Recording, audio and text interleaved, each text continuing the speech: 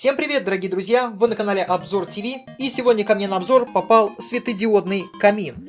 Покупал я данный камин на Яндекс.Маркете всего за 800 рублей. И давайте же откроем и посмотрим, что у нас идет внутри. А внутри у нас идет сам камин. И вот такое вот крепление для него. Больше у нас в комплекте ничего нет.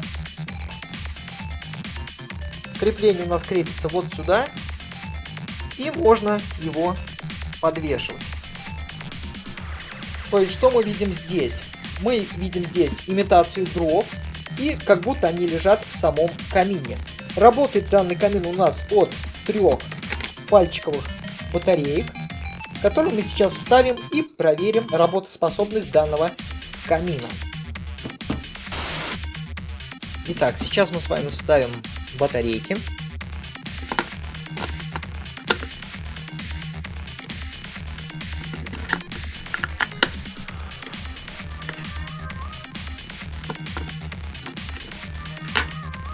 И попробуем запустить.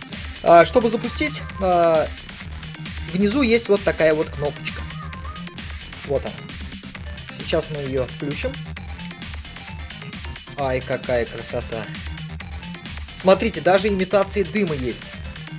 Если внимательно присмотреться, зрелище просто прекрасное. Через телефон, конечно, этого не передать, но смотрится просто офигенно. А если еще в ночное время, то, я думаю, вообще не отличить от настоящего камина.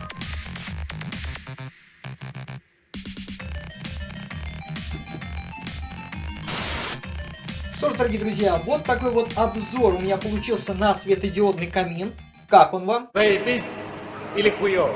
Если заебись, ставим пальчики вверх, подписываемся на канал. С вами был канал Обзор ТВ. Меня зовут Максим. Пока! Ничего.